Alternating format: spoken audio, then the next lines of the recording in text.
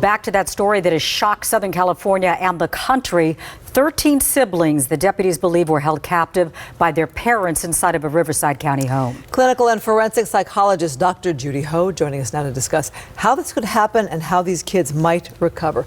Here's my first question about how this could happen. The father was an engineer, then homeschooling. We know the family had bankruptcies. Right. What do you read about the family?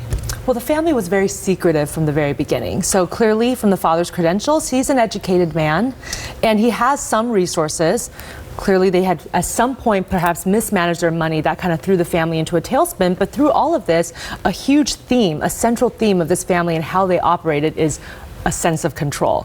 Even when the children were let out on very few occasions, they were ordered from height and age, and they were only told to be out for a few seconds, moments at a time. And the family had full control because these kids were in homeschool. They were not allowed to socialize with other people. And neighbors are reporting that when they did briefly socialize with neighbors, they just seemed shocked and didn't know what to do in those situations. There were so many failures, though, Doctor, when you think about it, the extended family, the school system. I know that they were taught at home, which was a way of insulating them from the general population.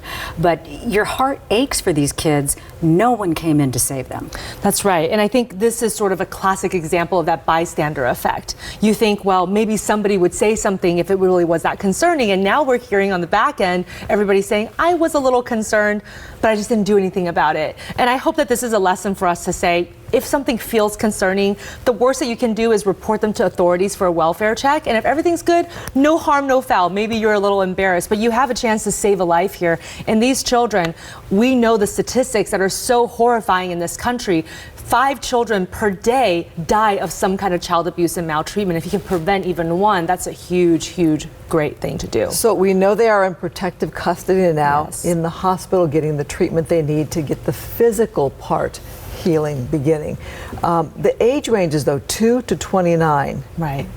Different stages are going to need different types of healing, no? Absolutely. And not to mention, because of the physical malnourishment that has been estimated to be going on for who knows how many years at this point, there is a huge extent of cognitive decrements as well. So these children, these adult children who are 29, for example, they're not operating at the complex thinking strategies of a 29-year-old. And so we have to learn exactly where they are even in their cognitive development and then decide what is appropriate to intervene in terms of the types of treatment. So for younger children, they're not going to be as verbal. The treatment is not going to focus so much on verbal expression as much on nonverbal forms of play that are trauma focused. When they are older and they can speak more to their experience, we have forms like cognitive behavioral therapy that is made specifically for traumatic experiences that can help them to process those emotions and learn better coping skills and learn to trust people again. Because this is a huge unraveling for them to know that the parents, people who've been watching out for them, have been actually torturing them rather than taking care of them. We're looking at the booking photos right there, and we know, of course, that one of the daughters was able to escape.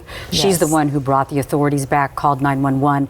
What would it take the mindset of one of these 13 siblings to have the courage to crawl out the window and then to get help? Tell us what she would be like. I think she's just an amazing person, because to be the person to break out amongst that groupthink, which must be happening amongst this family, there's probably a huge element of brainwashing here. And if everybody thinks it's normal, then perhaps you're thinking you're the crazy one for not thinking it's normal. So for her to even have the wherewithal to say, this is not right, I have to do something about it, and also to have the cognitive abilities to plan an escape, I just think that she's a phenomenal person. I hope that she can continue to be a leader for this family as they heal. And quickly up next, the children, what happens to them next? Usually in protective custody, they're going to make sure that they have at least some responsible adults watching out for them. They're going to probably be put back into some type of structured schooling, and hopefully they'll be paired with adults who are good role models so that they can start to repair their relationships and how they trust adults and how they understand social relationships at a basic level. All right, Dr. Judy we thank you so much for your thoughts today, and